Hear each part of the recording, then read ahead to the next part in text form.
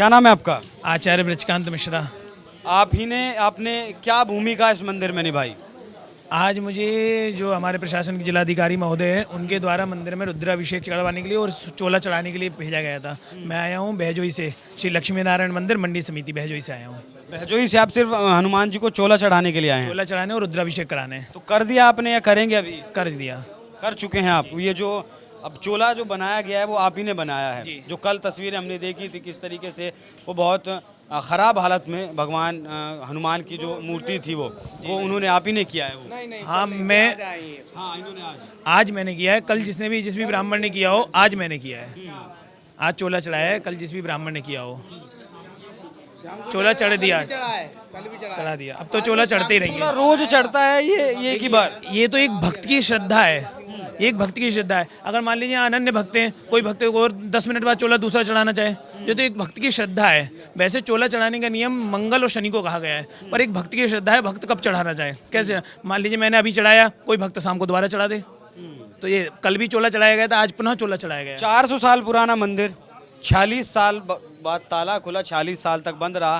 कैसा लगा आपको जब आपने ये भगवान हनुमान को चोला चढ़ाया? देखिए ये तो हमारे लिए एक बहुत हर्ष का विषय है। हमारे लिए, हम सभी सनातनियों के लिए एक बहुत हर्ष का विषय है कि, और एक बहुत दुखद विषय भी है कि 40 वर्ष तक इस मंदिर में बिल्कुल दीप आरती नहीं हुई, बिल्कुल ज्योत आरती कुछ भी नहीं हुआ। 40 वर्ष तक मंदिर के कपाट बंद पड़े रहे। ये भी हमारे लिए एक बहुत दुखद विषय है, पर एक हर्ष का विषय भी कि अब आगे से कम कुछ नहीं तो सुबह शाम आरती तो नित्य रूप से। किसके लिए दोषी मानते हैं इसे? 46 साल जो भगवान ताले में बंद रहे, इसके लिए मैं सभी को दोषी मानता हूँ। सभी मतलब हम जो आम आदमी हम हिंदू को भी दोषी मानता हूँ, प्रशासन को भी दोषी मानता हूँ मैं। क्योंकि हम लोगों ने भी, गलती हमारी भी है, हम लोगों ने भी ध्यान नहीं दिया है और प्रशासन ने भी इस चीज़ में नहीं देखा गया। या जो आज ये क्षेत्रवासी हैं, क्षेत्रवासी भी इस बात में दोषी हैं कि क्षेत्रवासियों ने भी ध्यान नहीं दिया गया। और जिसके द्वारा कब्जा किया गया, ताला लगाया गया, जिन लोगों के द्वारा, वो तो सबसे बड़े दोषी हैं ही।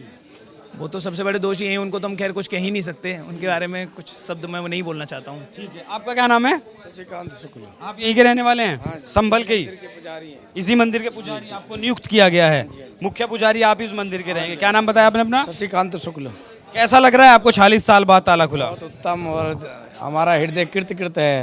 एक कहा जाए तो मुँह से हम बयान नहीं कर सकते, हमें कितना अच्छा और प्रशंसा हो रही है कि हमारे इष्ट देव भोलेनाथ जो हैं आज आज़ाद हो गए हैं और भगवान की कृपा से पूजा पाठ चल रही है, अखंड पूजा चल रही है यहाँ।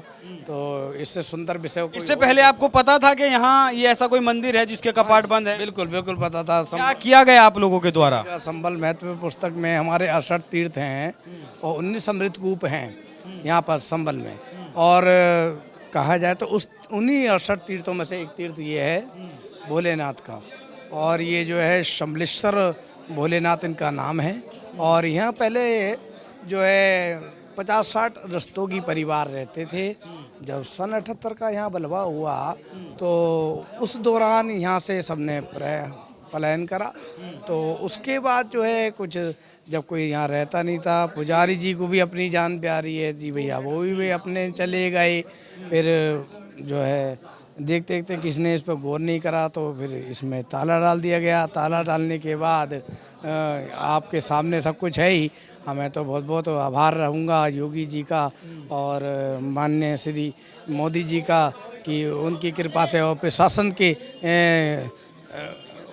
संघर्ष से बहुत उत्तम। ताला किसने डाला यहाँ? ये देखिएगा, ताला जो है हिंदू अल्पसंख्यक हैं और ताला जिन्होंने डाला है नहीं अल्पसंख्यक है, इसका मतलब ये तो नहीं है कि आपका रहने का अधिकार छीन लिया जाएगा यहाँ से। अब मैं क्या कहूँ, मैं कहना नहीं चाहता। बांग्लादेश में भी तो बांग्लादेश और हिंदुस्तान की तुलना नहीं है ना। नहीं, देखिएगा क्या है कि जब भारत में तो जितनी जो आबादी थी 47 में, उसके बाद बढ़ी है, घटी नहीं है। यहाँ संबल में ये कहा गया है जब पाप बहुत बढ़ेगा ना तो जब यहाँ कल की भगवान नारायण कल की रूप में यहाँ अवतार लेंगे। और ये कहा जाता है 40 कोस पर एक दीपक जलेगा। और भगवान के जो हमेशा खेल तलवार चलाना, भाला चलाना, शस्त्र चलाना और ऐसे इनके खेल रहेंगे और वो निष्कलंकी भगवान रहेंगे और उनका घोड़ा बहुत ऊंचा होगा जिससे जो है सब पापियों का संहार करेंगे। पापी देखिए कोई भी हो सकता है, किसी का नाम लेना उत्तम नहीं है। और पापी की कोई जाति बिरादरी कोई भी कुछ नहीं होता है भैया। हम तो ये कहते हैं कि भगवान ये चोला जो मिला है मनुष्य का, भगवान की पूजा पाठ ऊपर वाले की प्रार्थना करने के लिए मिला है और नेक नियत से ही ऊपर वाला हम सबकी प्रार्थना सुनता है। आज ऊपर वाले के रूप में कहा जाए कि राम लक्ष्मण की तरह दो सुंदर व्यक्ति हमारे हिंदुस्तान में विराजमान हुए हैं, जिनका नाम राम जी स्वरूप में श्री माननीय मोदी जी हैं, लक्ष्मण स्वरूप में श्री हमारे महाराज जी योगी जी हैं और मैं इनका बहुत बहुत आभार व्यक्त करता हूं और प्रशासन का भी बहुत आभारी है हिंदू समाज हमारा। अगर उत्तर प्रदेश में योगी आदित्यनाथ की सरकार नहीं होती तो तब भी क्या प्रशासन के द्वारा ऐसी कार्रवाई होती या ये जो मंदिर के कपाट खुले हैं ये खुल पाते? नामुमकिन है भैया, नामुमकिन है।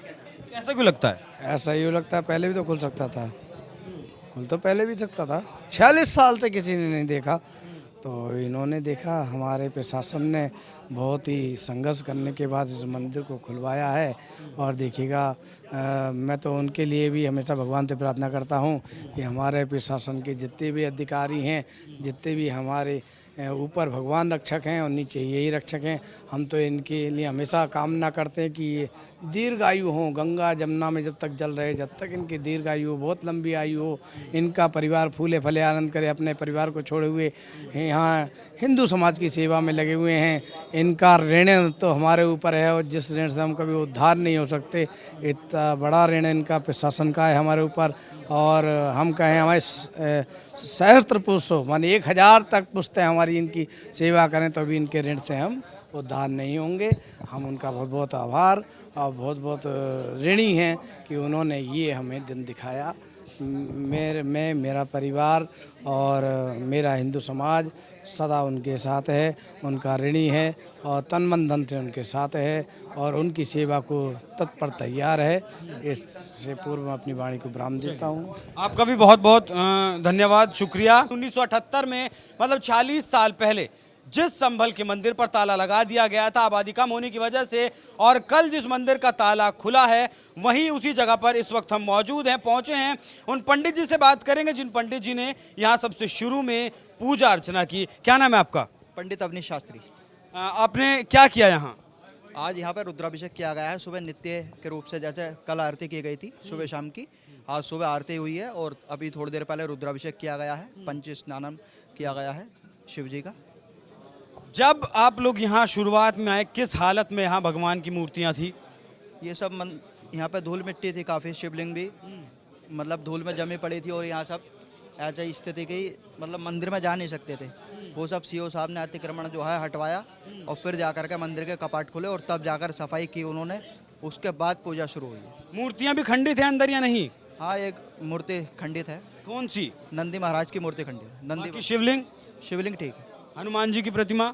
वो भी ठीक है, उसमें कोई तो तस्वीरों में जैसा दिखा के ऊपर से जो रंग है वो उतरा हुआ है। हाँ, रंग का 46 साल से मंदिर बनता तो रंग उतर ही जाता। आप यहीं के रहने वाले हैं? मैं संभल कर। संभल के ही रहने वाले। आपको इससे पहले पता था कि ये मंदिर है यहाँ?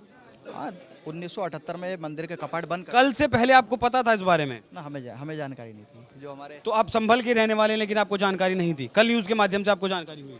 हमें मतलब इतना पता नहीं था। जो हमारे पिताजी वगैरह हैं उनको इस चीज़ की जानकारी होगी, लेकिन हमें इस चीज़ की जानकारी नहीं। तो पिताजी वगैरह ने कभी बताया नहीं इस तरीके से अतिक्रमण किया गया है मंदिरों पर? 68 तीर्थ हैं संभल के चारों तरफ।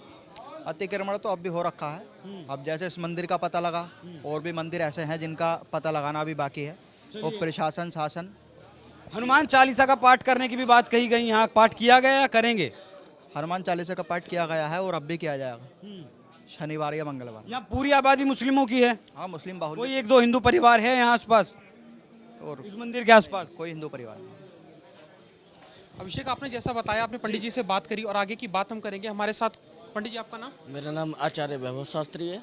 आचार्य वैभव शास्त्री जी भी हमारे साथ इस वक्त है। 46 साल का वो इंतजार जिसको कल शनिवार को प्रशासन ने आकर यहाँ पर पूरी मुस्तैदी दिखाते हुए, और इस मंदिर को आप, मैं अपने कैमरामैन के से कहूँगा, पूरी मंदिर को दिखाएं किस तरीके से ध्वज यहाँ लगा हुआ है, अंदर आरती की आवाज़ आ रही है, घंटी बज रही है। और देखिए, हम पंडित जी से जानना चाहेंगे किस तरीके से इसको क्षतिग्रस्त किया गया था मंदिर को। इसके पीछे आप एक मकान देख रहे होंगे, इसके इर्द गिर्द पूरा मकान आपको दिखाई दे रहा होगा। छोटी सी एक सकरी गली है जहाँ पर इस वक्त ताला लगा हुआ। मीडिया के हमारे कर्मी कुछ यहाँ पर मौजूद हैं, कुछ स्थानीय लोग हैं। पीछे अतिक्रमण का काम आपको चल रहा है। मैं पंडित जी से ये जानना चाहूँगा, पंडित जी, जब आपने यहाँ पे देखा, आपने बताया कि यहाँ पर अभी ऑफ, जब हम कैमरे बात कर रहे थे आपने कहा था यहाँ पे एक दीवार थी, क्या था पूरा, क्या मामला है पूरा एक बार बताएं। यह जब हम कल यहाँ पर आए थे और यहाँ पे बाकी हमने मंदिर के कपाट खोले थे, तो उस समय पे ये जो थाला, ये यहाँ का जो चबूतरा है, यहाँ से पूरी अपनी दीवार अपने एक घर के टाइप की थी, जो यहाँ से शुरू होकर के अपने पूरी यहाँ लगती थी अपने।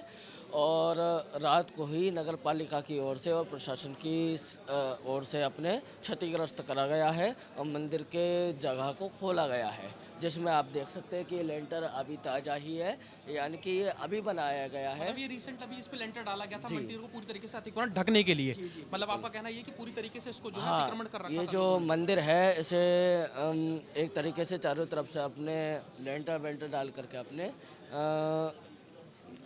अभी डाला है अपने, और एक तरीके से हम ये मानेंगे कि मंदिर पे किसी प्रकार का ऐसे नहीं बनना चाहिए। अब आगे का कोई डर और भय ऐसा नहीं दिख रहा क्योंकि प्रशासन पूरी तरीके से मुस्तैद है यहाँ पर। हाँ, देखिएगा कि पहले डर का माहौल ही था, जिसमें 40 साल बीत गए हिंदुओं के लिए, और अब इस समय पे अपने जो योगी जी हैं और जो प्रशासन है वो बड़ा सराहनीय कार्य कर रहे हैं, उनको हम बारंबार धन्यवाद देते पंडित जी, हैं। मैं आपसे एक छोटा सा, आप यहीं के रहने वाले हैं जी। अच्छा पंडित जी, मैं जानना चाहूँगा इर्द गिर्द जितने भी मकान ये दिख रहे हैं, जी। छोटा सा एक मंदिर यहाँ पर, इसके इर्द गिर्द पूरी तरीके से इसको ढकने की कोशिश की गई है, क्या लगता है आपको ये मकान क्या आप सारे मुसलमानों के हैं? देखिएगा, पहले यहाँ पे रस्तोगी परिवार रहते थे जो अल्पसंख्यक थे यहाँ पर, अब उन्होंने पलायन कर दिया, तो जाहिर सी बात है कि भाई जो खाली जगह होगी उसमें कोई ना कोई आकर के रहेगा ज़रूर। तो इसलिए जो है ये मंदिर के आसपास जिन्होंने मकान लिया वो इस टाइम रह रहे हैं, और ये मंदिर का 46 साल बाद इसलिए आप कपाट खोले गए हैं। तो क्या मंदिर में जो लोग अभी यहाँ पे इर्द गिर्द रह रहे हैं, जी जी, मतलब ये तो कहा ही जा रहा था कि दंगे से पहले बताया जाता था कि ये सारा यहाँ पे हिंदू आबादी थी, लेकिन क्या अब जब ये पता चल गया कि यहाँ पर मंदिर था, इसको खुलवा दिया गया, प्रशासन पूरी तरीके से अलर्ट है, तो क्या जितने भी लोग इर्द गिर्द हैं इनको कहीं और पलायन कराया जाएगा या शिफ्ट किया जाएगा कहीं और? अब ऐसा है कि अगर प्रशासन की ओर से इनकी रजिस्ट्री, इनके बैनामे अगर देखा गया, नक्शा देखा गया यहाँ का, तो वो प्रशासन के ऊपर है कि वो क्या एक्शन लें में, क्योंकि वो नक्शे के ऊपर आधारित होगा जो भी बात होगी। अगर अब इस समय पे 70 गज जगह बताई जा रही है, इसमें अगर नक्शे के अनुसार ज़्यादा हुई तो मकान जा सकते हैं। 70 गज जगह जो है मंदिर के पास है अभी अपने जी, अगर 70 गज ही नक्शे में है तो किसी प्रकार से जो मकान है उनको क्षतिग्रस्त नहीं किया जाएगा। तो ये थे हमारे साथ आचार्य जी, जिन्होंने पूरी प्रक्रिया बताई कि किस तरीके से मंदिर की जो बनावट है और उसकी जो यहाँ पर अतिक्रमण करके लोगों ने इसको कैप्चर किया हुआ था, उसको कैसे प्रशासन ने पूरी तरीके से छुटाया, मतलब अपने कब्जे में ले लिया, और यहाँ पर पूजा अर्चना चालू है। लगातार कवरेज एनएमएफ न्यूज़ पर जारी है, आप देखते रहिए एनएमएफ न्यूज़।